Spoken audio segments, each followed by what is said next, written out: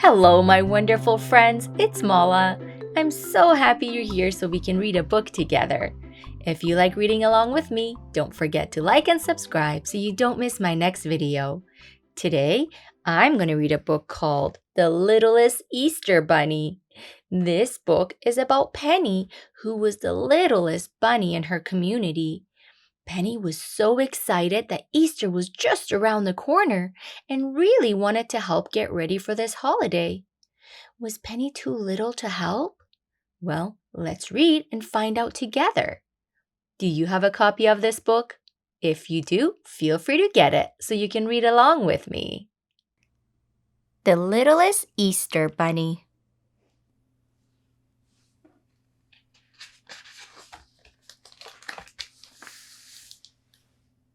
Written by Brandi Dougherty, illustrated by Jamie Pogue. Published by Cartwheel Books, an imprint of Scholastic.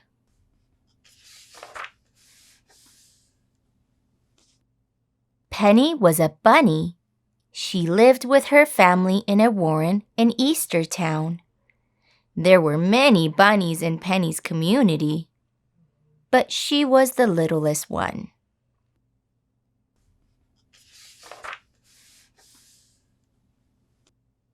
It was springtime and Penny was excited. This year she would get to help the town prepare for Easter. There were so many important jobs to do to get the Easter Bunny ready for the holiday. Penny just had to find the right one.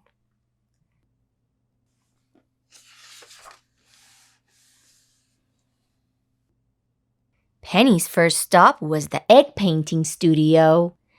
These animals were artists. They painted all the eggs the Easter Bunny hid. Penny's sister Bee showed her how to dip an egg in the dye. But the vats of dye were very big. Oh, Penny!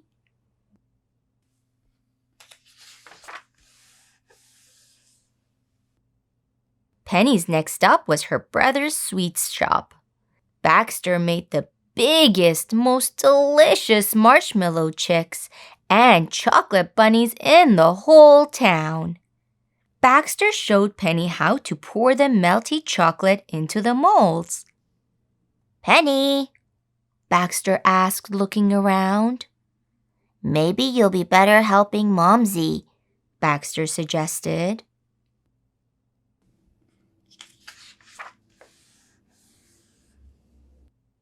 Penny hopped to her mother's basket weaving workshop. The Easter Bunny needs a lot of baskets for his deliveries. Weaving was more complicated than it looked. Penny got dizzy and spun in a circle. Then crash! "Oh dear," said Penny's mother. "Why don't you go see Popsy?"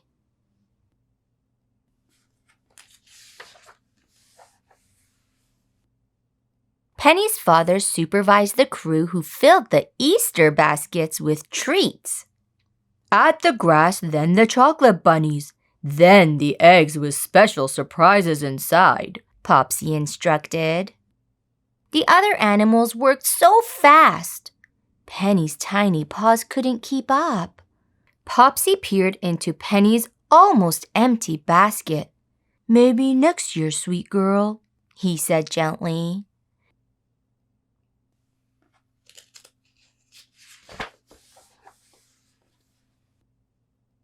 Penny hopped outside, but it wasn't a happy, snappy springtime hop. It was a sad, pouty, cloudy day hop. There had to be one special Easter job she could do, even if she was little. Just then, Penny heard a noise coming from an azalea bush. She peeked inside to find Peck the chick. And he was little, just like Penny.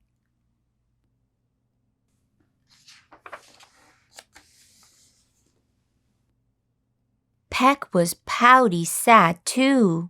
"All the other chicks have found their special Easter jobs," he explained, "except for me." Penny didn't like to see someone sad. She thought about how to make Peck happy. Then she got an idea big enough for both of them. With a little help from Penny's family, Penny and Peck started making their own Easter baskets filled with treats.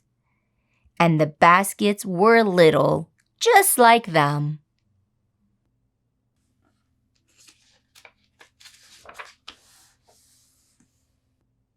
Easter Day was almost here. The whole town was bustling about helping prepare the Easter bunny for the big morning. Suddenly, Bee and Baxter hopped past.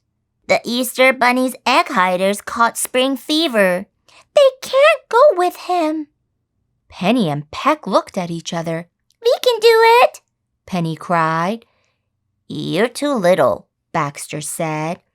The Easter bunny needs little helpers, Penny argued. We can find the best hiding spots.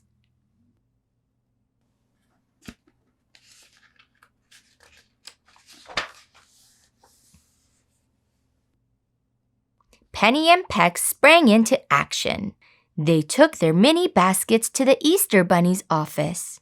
They told him all the reasons why they were the perfect egg hiders and showed him the tiny treasures they'd made for kids who were little, just like them. The Easter bunny listened quietly. Finally, he cleared his throat and said, I think you might be right.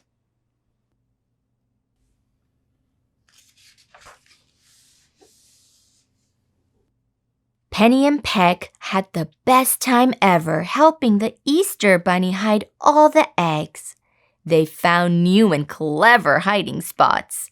And their mini Easter baskets were perfect for the littlest kids to find.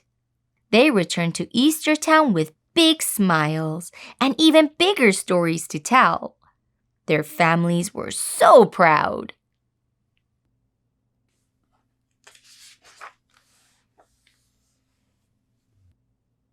It turned out that Penny and Peck were not too little to have important jobs on Easter. But more than that, they were not too little to make a friend. Because sometimes the most special things are also the littlest.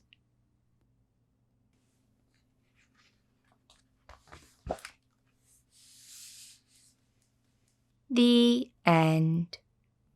Penny wasn't too little to have an important job on Easter. She just needed to find the right one.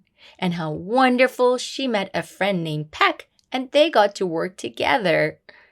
I hope you enjoyed reading along with me. Until next time, keep on reading. Bye-bye.